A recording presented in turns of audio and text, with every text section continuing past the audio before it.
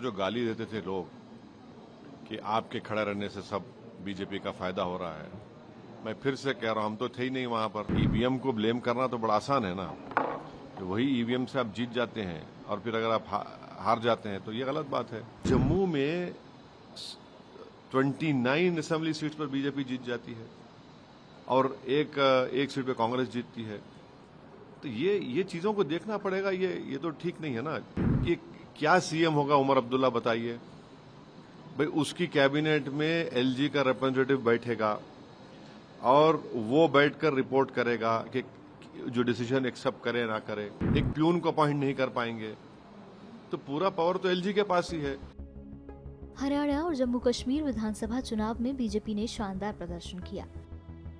विधानसभा चुनाव के नतीजे सामने आने के बाद विपक्ष भड़क गया, क्योंकि जहां रुझानों को देखते हुए कांग्रेस जश्न मना रही थी, तो वहीं रात तक तस्वीरें बदल गईं और भाजपा को हरियाणा में जीत के साथ जम्मू में भी मिली उम्मीद से ज्यादा सीटें।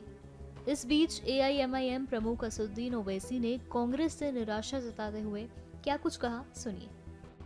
हमको जो गाली देते थे लोग कि आपके खड़े रहने से सब बीजेपी का फायदा हो रहा है, मैं फिर से कह रहा हूं, हम तो थे ही नहीं वहां पर, तो कैसे जीत गई बीजेपी। क्या क्या अनाप शनाप बोलते थे हमारे बारे में, ये टीम वो टीम। अब जब वहां पर बीजेपी जीत गई, जिम्मेदार कौन है इसका। और दूसरी अहम बात यह है कि 10 साल की एंटी इनकम्बेंसी का फायदा कांग्रेस पार्टी को उठाना चाहिए था, मगर लगता यह है कि उनके इंटरनल डिफरेंसेस की वजह से उसका फायदा बीजेपी को हो गया। और तीसरी बात यह है कि बीजेपी को अगर आप जरा सा भी मौका देंगे इलेक्टोरल बैटल में, तो बीजेपी उसका फायदा उठा लेती है।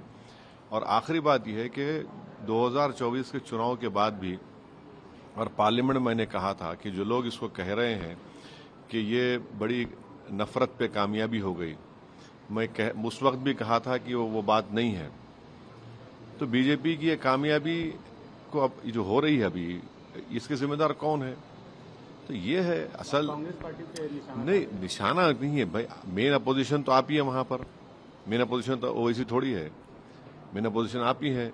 और 10 साल के एंटी इनकम्बेंसी के बाद 10 साल और फिर आपके हालिया पार्लियामेंट के चुनाव के नतीजे के बाद एक गोल्डन अपॉर्चुनिटी थी इनके पास कि बीजेपी को हरा देते वहां से, मगर वो नहीं कर पाए। इनका अपने इंटरनल डिफरेंसेस की बुनियाद पर, अपने एरोगेंस की बुनियाद पर, तो बड़ा इसको आप बीजेपी की जीत नहीं बल्कि कांग्रेस की नाकामयाबी बता रहे हैं। मेरा मानना यह है कि देखिए, मध्य प्रदेश में भी जीतना चाहिए था, छत्तीसगढ़ में भी जीतना चाहिए था, यहां पर भी जीतना चाहिए था। तो ये तीसरा ऐसा प्रदेश है जहां पर बीजेपी को हारना चाहिए था। असेंबली इलेक्शन बीजेपी जीत गई, तो ये खुद एक बहुत बड़ा पैगाम देता है कि किस तरीके से क्या हो रहा है।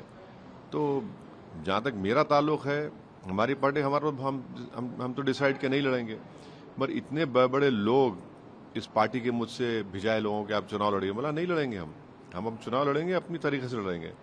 तो ये तो ठीक नहीं हुआ, बिल्कुल ठीक नहीं हुआ। और 10 साल की एंटी इनकम्बेंसी और इनएफिशिएंसी इतनी ज्यादा थी वहां पर, तब भी फायदा नहीं उठा सकी कांग्रेस पार्टी से। ईवीएम को ब्लेम करना तो बड़ा आसान है ना, तो वही ईवीएम से आप जीत जाते हैं और फिर अगर आप हार जाते हैं तो ये गलत बात है। आप बोलते हैं, मगर ये मेरा ओपिनियन ये है कि ये स्टेट बीजेपी को हारना चाहिए था। बहुत से फैक्टर्स थे जो उनके खिलाफ जा रहे थे। तो अगर आप यहां पर भी अगर नहीं हरा पाएंगे बीजेपी को, तो ये बड़ी तकलीफदेह बात है। मगर जम्मू में 29 असेंबली सीट्स पर बीजेपी जीत जाती है और एक सीट पे कांग्रेस जीतती है, तो ये चीजों को देखना पड़ेगा। ये तो ठीक नहीं है ना, बिल्कुल ठीक नहीं है ये। भाई वैली में एक रिजल्ट आ रहा है, जम्मू में बड़ी पार्टी बीजेपी बन जाती है।